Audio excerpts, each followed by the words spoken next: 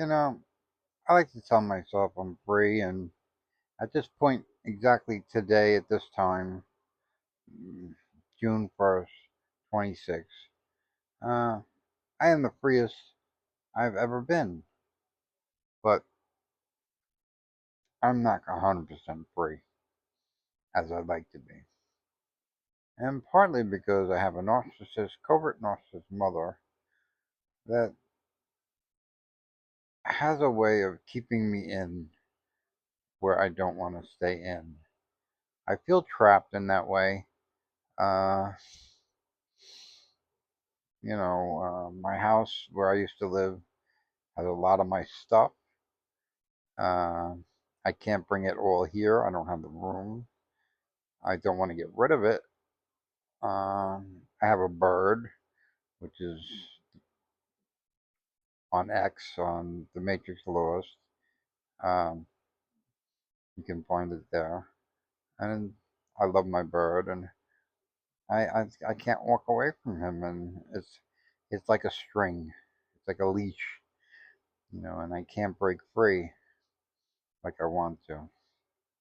I can't bring the bird here, so it kind of puts me in a quagmire, which is what the covert narcissist wants and creates on purpose, but under the radar.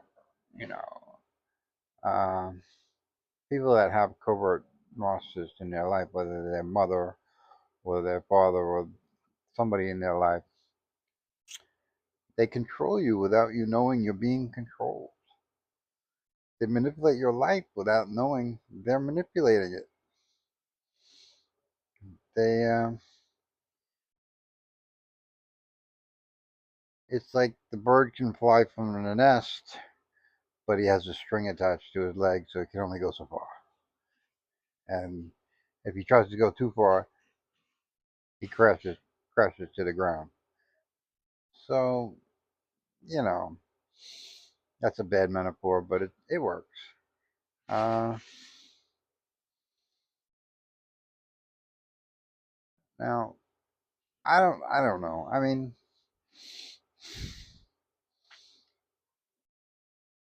I know I'm a little old to be blaming mommy, but as a covert narcissist, that's what they do. This is the pathological result of what. That's why they're so dangerous. And there are different types of narcissists, but the covert narcissist, in particular, is the most dangerous because of the word covert. They do it under the radar. They do it sneakily, and you don't even realize you're doing it. It's like they don't come out and say, "I'm going to control your life." They just do, and you're like, and when you finally wake up and realize where all these strings are attached, it gets hard to cut them all, and it's pretty much impossible to cut them all at once. And because uh, it's like a puppet. If you cut all the strings off a puppet, it becomes a pile of wood on the floor. So you got to do it carefully. You got to do it methodically, and you can't stop doing it. And I've done it.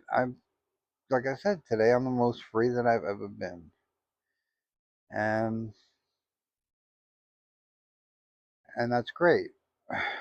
But I want to be more free. And with the bird, it's hard. My stuff, it's hard because those strings are hard to cut. You know. And she has a dog that I love. It's not my dog, but it's her dog. But she's 77, so probably my dog pretty soon since it's a puppy. It's going to be somebody's dog pretty soon, but not hers. So, it's just,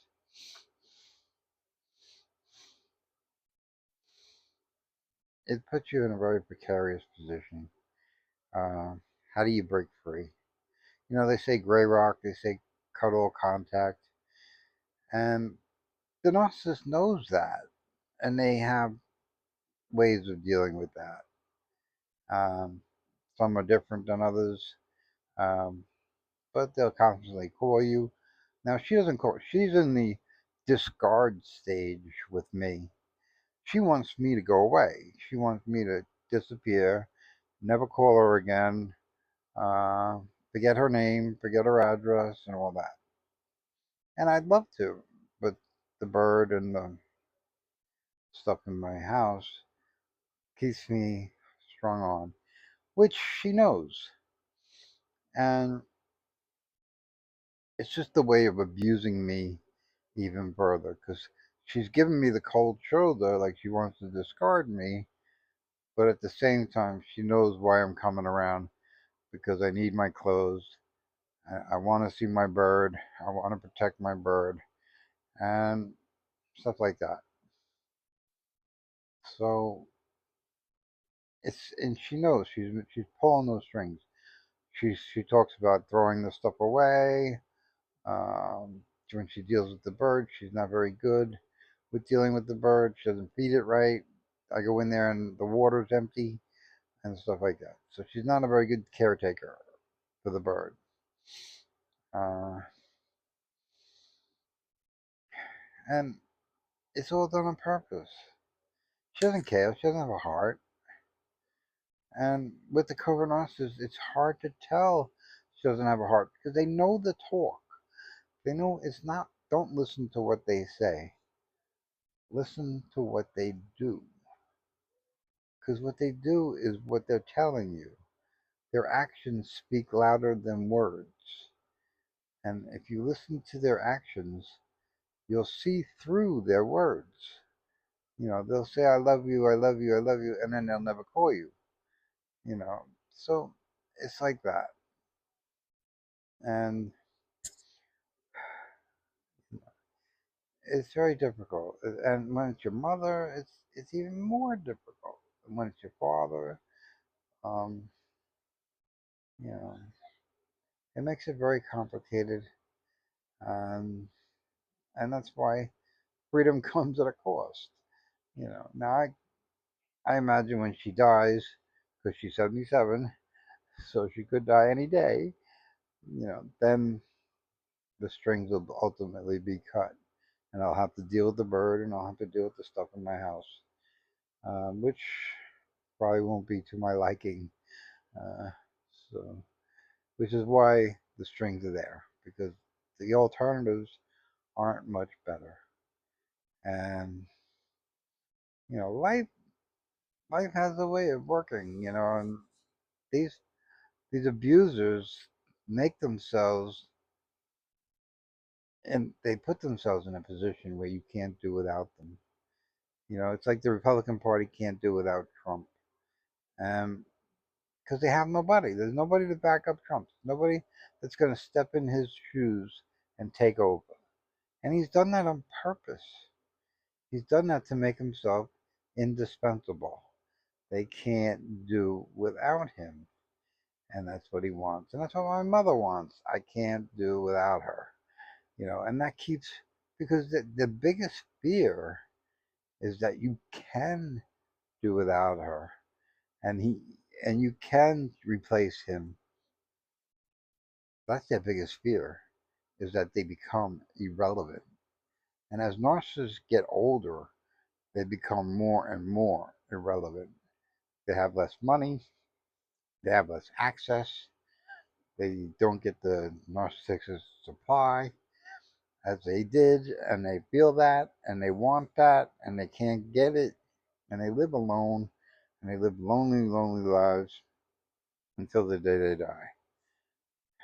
And my mother has my brother and sister, and they could care less about her because they know what she is, and and she's done it on purpose.